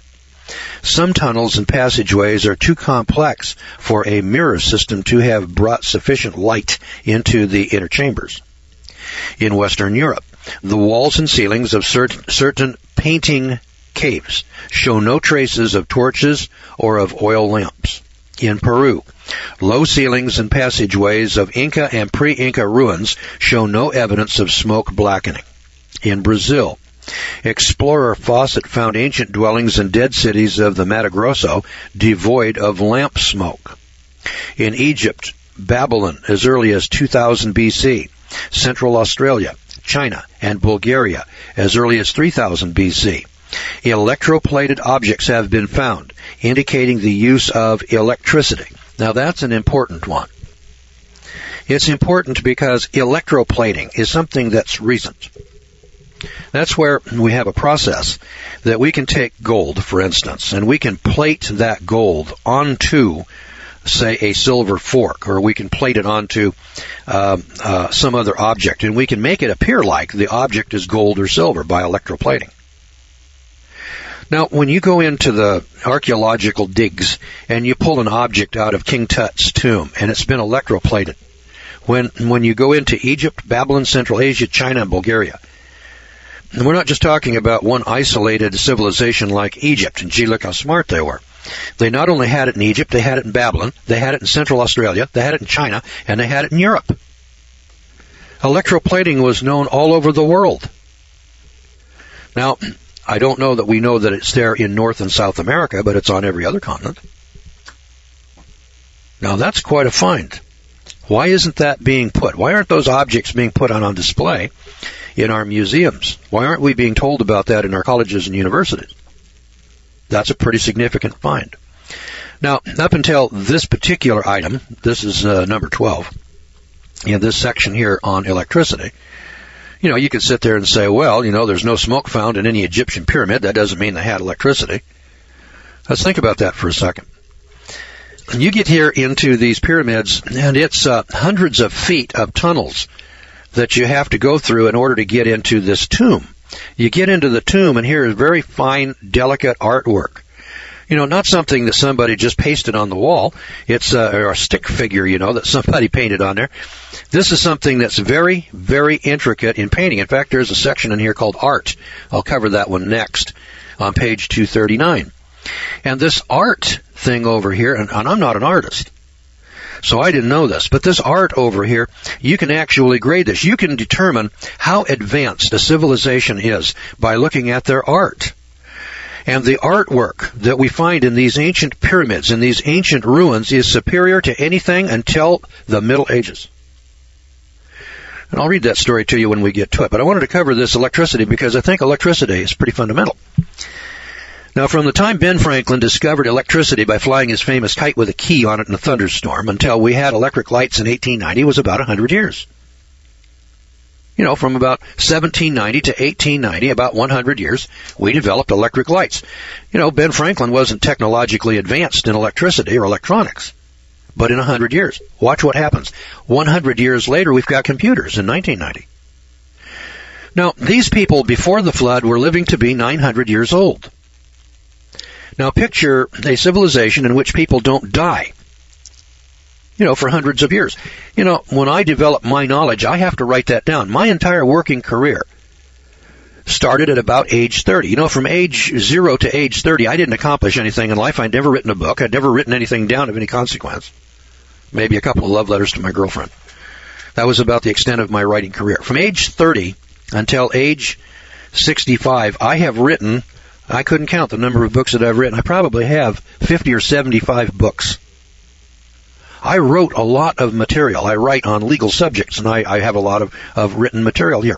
I teach school. I write most of the material that goes into my textbooks. Now, I'm going to die here pretty shortly. Certainly within the next 30 years, I'm going to be history. I'm going to be dead and buried. My entire working career, everything that I have learned, everything that I have written down and preserved for the next generation had to have been done in about 40 working years. Can you imagine what I could accomplish if I could live to be 300 years old? Can you imagine how much I would write, how much I would know, how much I could disseminate to the next generation if I had 300 years to do what I've done over the past 40? So it doesn't strike me as being preposterous that people before the flood had developed electricity and electric light bulbs. Hell, we did it in the last 200. Adam didn't even have children until he was 130. The guy lives to be, 930 years old. He could have done it by himself. All right. Furthermore, it's been reported that those people before the flood were smarter than we are today. Their IQs were better. I don't know that that's necessarily true, but I wouldn't doubt it. We're digging up now in archaeological digs, we're digging up the evidence that they had electroplating, for crying out loud. That's pretty significant metallurgy. And the Bible reports that they were artificers in brass and iron in Genesis chapter 4. Now, people that are artificers in brass and iron are advanced. They're ahead of casting cannon in sand, which is where we were with Columbus in 1500. So from 1500 to 2000, we had made gigantic strides in metallurgy. We were making railroad rails, building iron ships by 1900. Now look where we're at.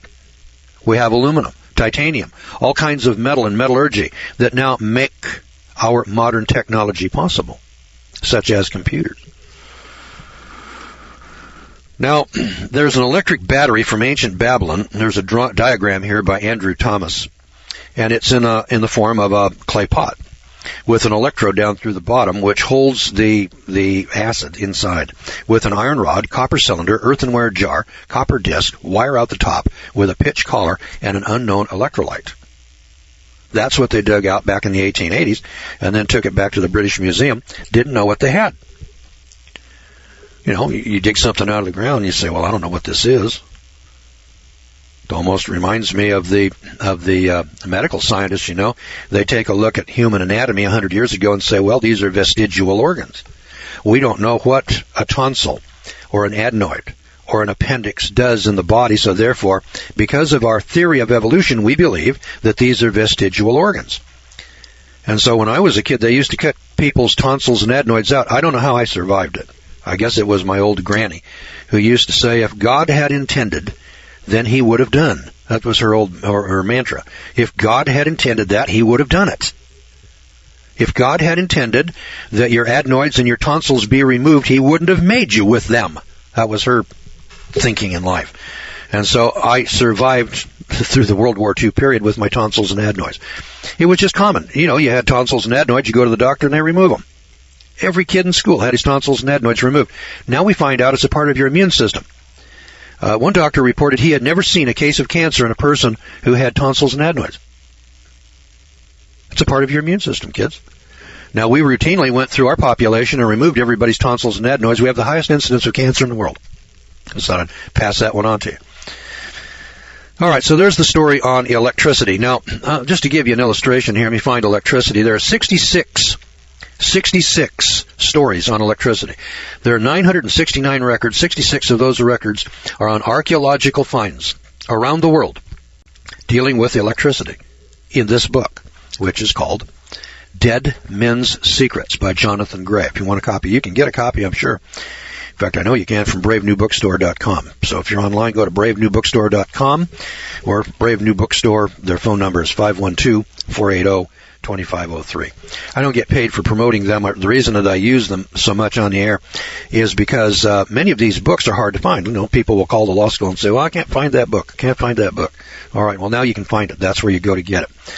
I'm sure this is a book published in 2004. I'm sure you can get it at Barnes & Noble or Amazon or your local bookstore. All right, I said we take a look at art, so I whip over here to page 239. This was quite a story on art. I didn't know this. But art, you can take a look at it and you can see how advanced people are. Imagine, and you may say, and perhaps I should agree, were it not for the consistent testimony of reputable witnesses. Well, a crystal skull during certain phases of the moon emits capella choir music, melodious tinkling bells, and a violet glow. Scientists have no theory at all to explain this phenomenon. The 11-pound skull was unearthed by Michael Hedges at Lubonton, British Honduras. Now, this is spelled L-U-B-A-A-N-T-U-N. Lubonton, British Honduras. It is no secret that prehistoric art and sculpture pose for us some tantalizing mysteries. We are confronted with three-dimensional art, four-dimensional art, visible then invisible, sex change sculpture, 18-story-high statues, murals in luminous paint, carvings designed to produce a 15-minute moving picture, a sequence with the brilliance of a neon sign. Did you get that? Listen to this again. Here's what we have dug up in archaeological digs. Three-dimensional art. Four-dimensional art. Visible then invisible. Holograms, we call those today. Sex change sculpture. 18-story high statues. Murals in luminous paint. Did you get that one? Murals in luminous paint. Where in the hell do these people get luminous paint? Carvings designed to produce a 15-minute moving picture, a sequence with the brilliance of a neon sign. Now, such subtle techniques run counter to the common view of primitives living in caves, using clubs and crude flint tools, and looking like ape men. So far, I have not been fortunate enough to hear an explanation of such ultra-modern genius that is even tolerably convincing. Some of this art is so advanced, its techniques are ahead of our time today. In Altamara, Spain, Lascaux, France, that's spelled L-A-S-C-A-U-X, I guess that's Lascaux, France. And then let's see if I can get this one, Ribadesella, spelled R-I-B-A-D-A-S-E-L-L-A, in the Sahara Desert. There are cave paintings of highly developed and stylized art, which look strangely modern, masterpieces in any period. Their dynamic realism and beauty, their flowing lines and contrast, their use of perspective, make them immensely superior to the later animal paintings of Egypt, Babylon, Greece, or Crete, and of a level not again reached until the Renaissance in the 15th century. Sketches and trial pieces found suggest that there were art schools. The pictures show shadows and highlights. There is a plan of construction, an idea of composition that makes use of hollows and knobs in the rock. The painters possessed a culture much more advanced than the average inhabitant of the European countryside today. Now, Ajanta, spelled A-J-A-N-T-A, near Bombay, India, in the 6th century. Luminous paints, cave murals, portraying women carrying gifts, lack depth until the light is switched off. In darkness, the figures on the wall appear to be three-dimensional, as if they were made of marble, by the clever employment of luminous paint, the secret of which has been lost forever. Can't be duplicated today, or at least nobody knows how. France. The engraved bones of Glazelle are still the finest in the world. From Mohenjo-Daro, Pakistan, Mesopotamia, and the Persian Gulf, in case you want to check me out. This is spelled M-O-H-E-N-J-O-D-A-R-O, Pakistan. soapstone seals carved with figures of bulls, elephants, antelope, and other animals, one showing a man up a tree with a tiger lurking hungrily below, are only as big as postage stamps. So fine is the artwork that it might have been done under a magnifying glass. Here's miniature art. In Havia, Brazil, spelled Havea, Brazil, a mountain carved to resemble the head of a bearded man wearing a spiked helmet. On the side of the mountain, on a small vertical face, 3,000 feet in height, is a carved inscription in cuneiform characters, some 10 feet tall. It is a mystery as to how this was accomplished. In the plateau of Marchuasi, Marchahuasi, in Peru, is a plateau called Marchahuasi, Peru. Four-dimensional art.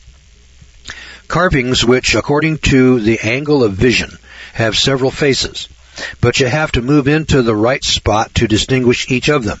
As you move, they disappear or change into other figures.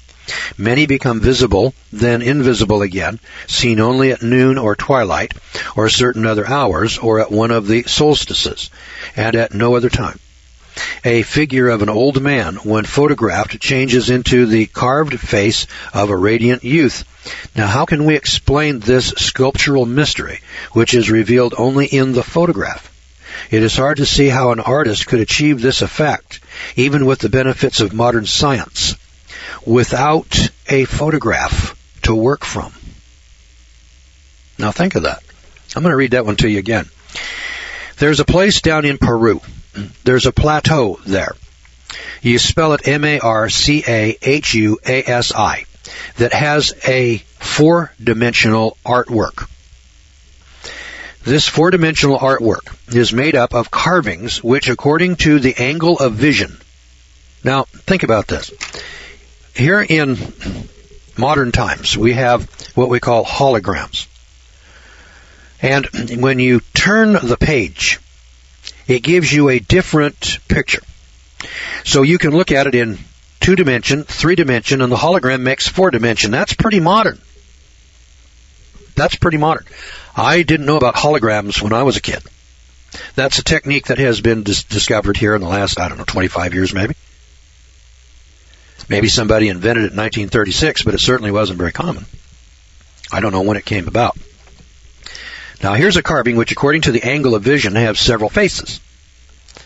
But you have to move into the right spot to distinguish each of them. So it's not just a hologram on a page. This is an artwork that is on the side of a mountain. As you move, they disappear or change into other figures. This is a huge hologram. Many become visible and then invisible again. Some are seen only at noon or at twilight or certain other hours or at one of the solstices and at no other time. This thing is designed so that the rays of the sun at the solstices, the light angle that comes onto the face of this, can only be seen during the solstice. A figure of an old man, when photographed, changes into the carved face of a radiant youth. So in order to get the full dimension now of this piece of artwork, which is engraved on this in rock on this mountainside, you have to photograph it and then look at the photograph to see the hologram change between what's on the mountain and what is hidden when you move it in different directions. I never heard of such a thing. And yet there it is. That isn't something that's been made by modern technology. That's something that can't be duplicated today. So far from dragging their knuckles on the ground, whoever these people were, back in the olden days, how old were these olden days? Is this something done before the flood and survived the flood on the side of the mountain? Or is it something that was carried through the flood and developed after Noah's departure from the ark and the antediluvian races, the survivors of the antediluvian races? See, I don't know the answer to that, and I'm not sure anybody else does. My thinking has always been that these things were done before the flood. This author here thinks that they were accomplished after the flood. All right, now the artist needed incomparable skill to make the shapes appear only from certain angles and under certain specific conditions of sunlight. These examples belong to a vast complex of monuments and sculptures covering a square mile using whole cliffs with images of the four main human races and of animals from other parts of the world. Animals that are not found in South America today or in Peru. Races of people that are not found in North and South America are depicted on these carvings. And it covers a square mile of the cliffs. I mean, we're talking about something humongous here. Now, every type of sculptural technique was used. Bas relief, engraving, and play of light and shade. The sculptors scientifically utilized the laws of perspective and optics. Then there's Easter Island, South America, the Onega River in Russia, the Maya, Guatemalans, and in Australia. Now, down in Australia, this is number 10. Remember, the picture that we get coming out of Australia, or the people that live there, are these Aborigines.